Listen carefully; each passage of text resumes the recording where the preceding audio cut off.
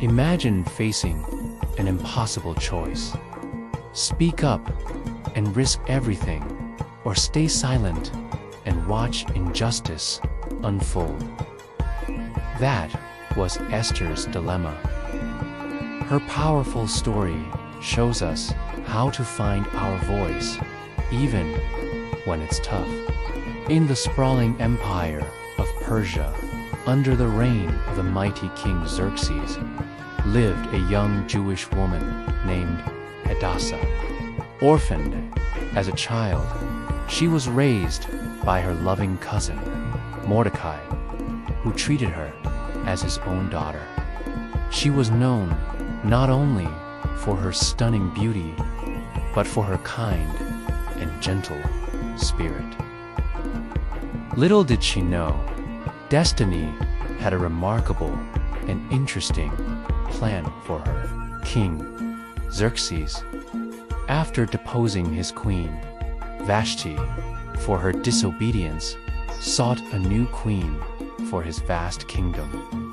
A decree was sent out.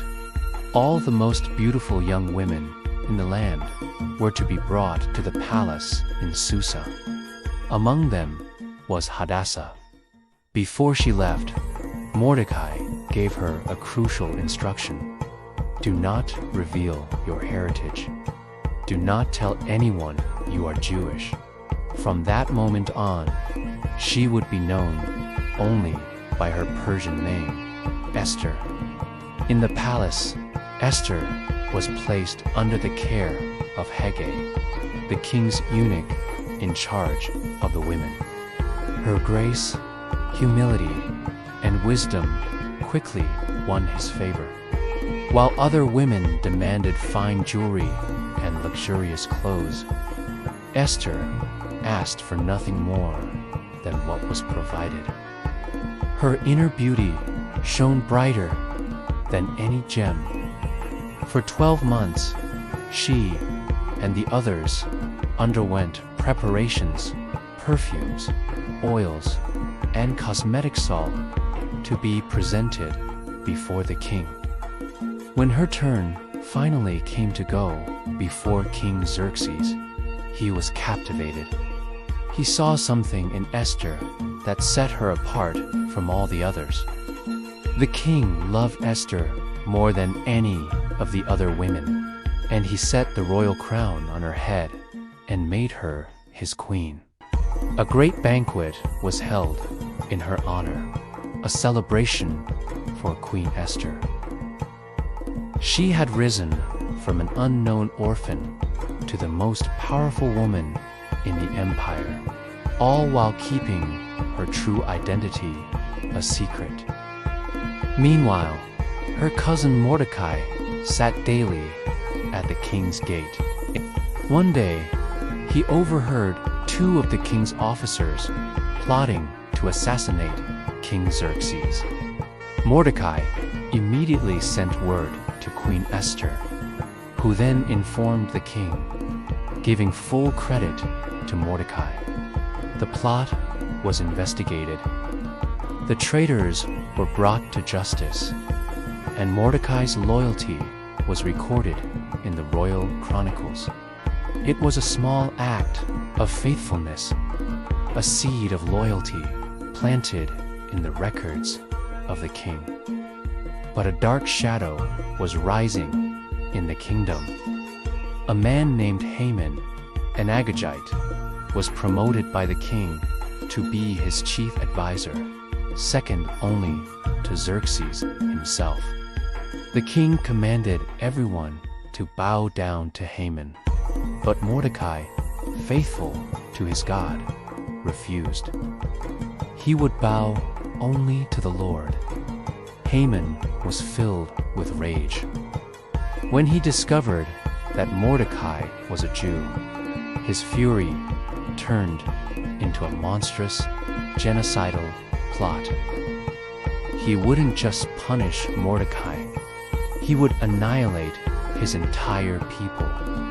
Haman went to King Xerxes, twisting the truth with venomous words. There is a certain people scattered among the peoples in all the provinces of your kingdom, he lied, whose laws are different from all other peoples, and they do not keep the king's laws. It is not in the king's profit to let them remain. Haman offered a massive sum of silver to the king's treasury to carry out his wicked plan. The king, trusting his advisor, handed over his signet ring. "The silver is yours," he said, "and the people also, to do with them as you see fit." A decree was written, sealed with the king's ring, and sent to every corner of the empire.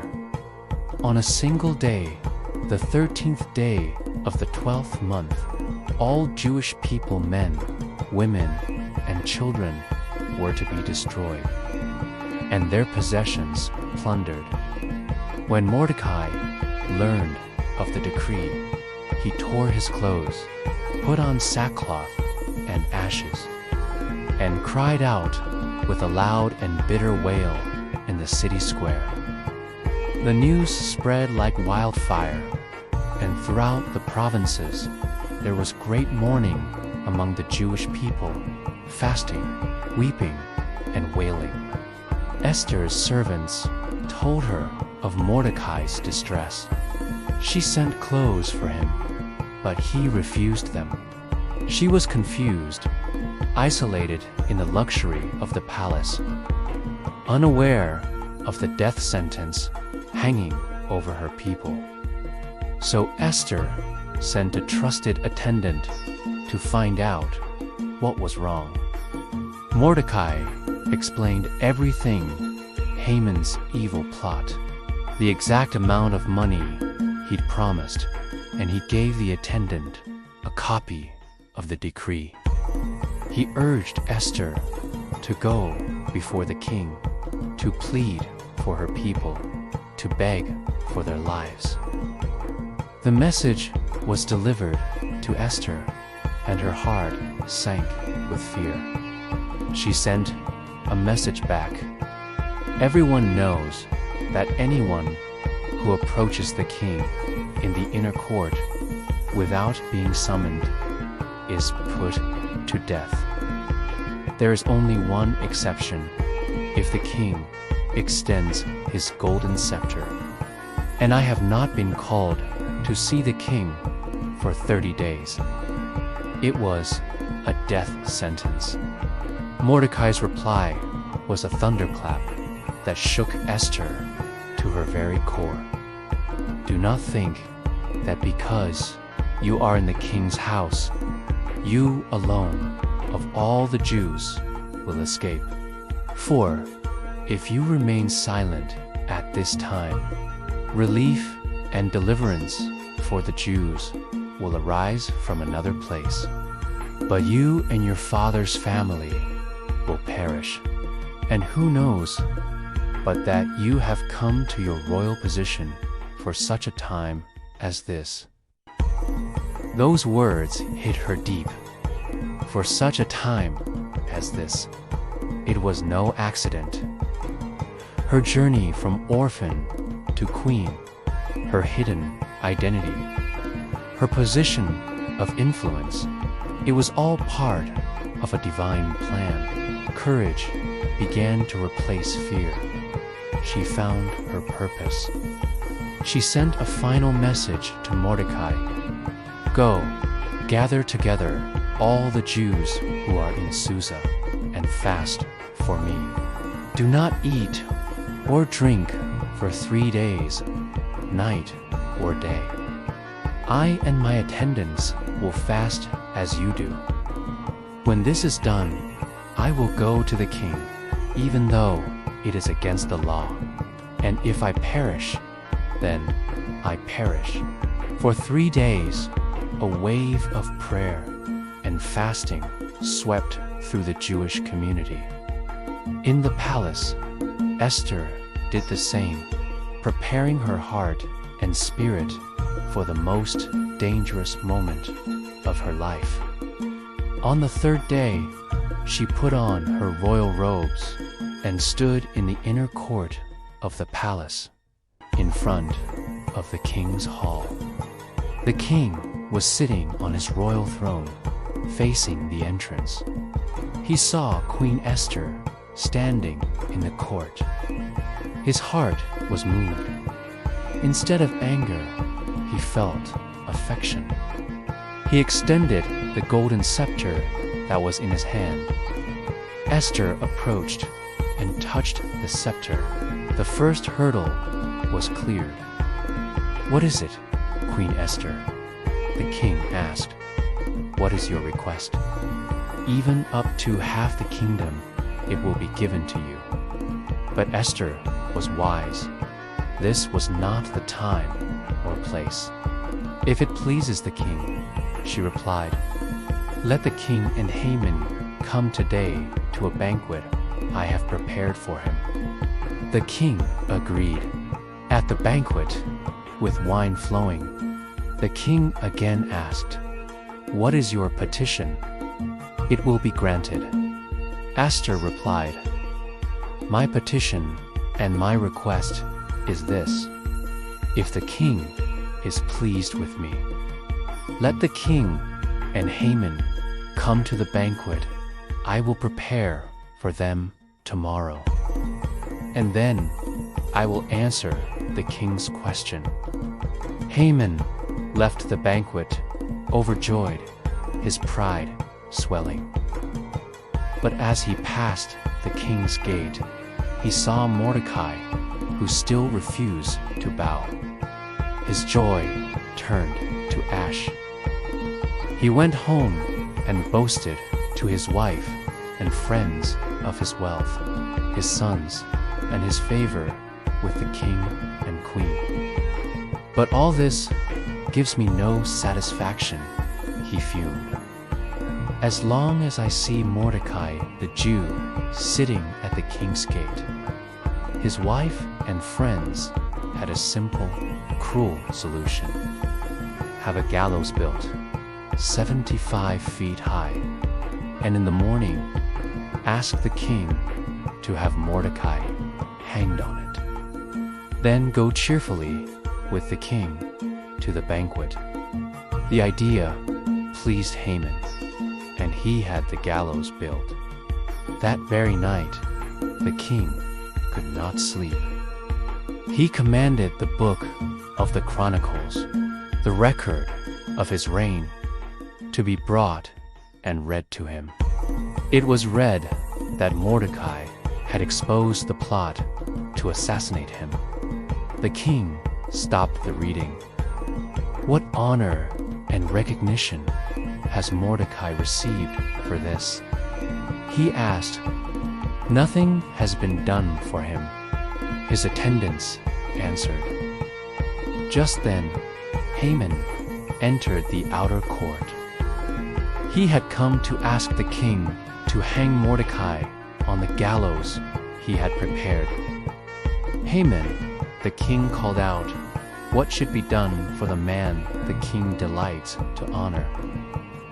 Haman's heart leaped. He thought to himself, "Who is there that the king would rather honor than me?" So he laid it on thick. "For the man the king delights to honor," Haman said. "Have them bring a royal robe the king has worn, and a horse the king has ridden, one with a royal crest placed on its head. Let the robe and horse be entrusted to one of the king's most noble princes. Let them robe the man and lead him on the horse through the city streets, proclaiming before him, 'This is what is done for the man the king delights to honor. Go at once.'" The king commanded Haman, "Get the robe and the horse, and do just as you have suggested for Mordecai the Jew." who sits at the king's gate. Do not neglect a single thing you have recommended." Haman was horrified. He had to take the robe and the horse, dress his mortal enemy, and lead him through the city, shouting his praises. After this humiliating ordeal, Haman rushed home, his head covered in shame. His grand plan was unraveling. The time came for Esther's second banquet. Again, the king asked Queen Esther, "What is your petition?" Now, the moment had come. With all her courage, Esther spoke. "If I have found favor with you, your majesty, and if it pleases you, grant me my life. This is my petition. And spare my people. This is my request. For I and my people have been sold to be destroyed, killed, and annihilated." The king was stunned. Who is he? Where is the man who has dared to do such a thing? Esther looked directly at her enemy and declared, "The adversary and enemy is this vile Haman." The king leaped to his feet in a rage and went out into the palace garden. Haman, terrified, stayed behind to beg Queen Esther for his life. When the king returned, he saw Haman falling on the couch where Esther was reclining. It was the final straw. The king gave the order. Then one of the eunuchs pointed out a gallows 75 feet high stands by Haman's house. He had it made from Mordecai, who spoke up to help the king. The king commanded, "Hang him on it." So Haman was executed on the very gallows he had built for Mordecai. The king gave Haman's estate to Queen Esther, and he promoted Mordecai, giving him the signet ring he had taken from Haman. But the decree to destroy the Jews still stood. Esther again went before the king, fell at his feet, and wept, begging him to put an end to the evil plan. The king extended his scepter and allowed Esther and Mordecai to write a new decree. This new decree, sent throughout the empire, gave the Jews the right to assemble and protect themselves, to defend their lives against any who might attack them. When the fateful day arrived, the Jews defended themselves with courage and strength. Instead of a day of sorrow, it became a day of victory and deliverance. The fear of the Jews had fallen on their enemies. In the aftermath, Esther and Mordecai established the festival of Purim, a time of feasting and joy, of sending gifts to one another and giving to the poor, to remember forever the day their sorrow was turned into joy. Esther's story is a powerful reminder that we all have a purpose. Like Esther, you may feel small or insignificant, but you were placed where you are for a reason. With faith and courage, you can face your fears and change the world around you. Who knows? Perhaps you were made for such a time as this. Thanks for watching our story today. If this inspired you, please hit that like button. Share it with someone who needs some courage. Don't forget to subscribe for more stories of faith and hope. See you next time.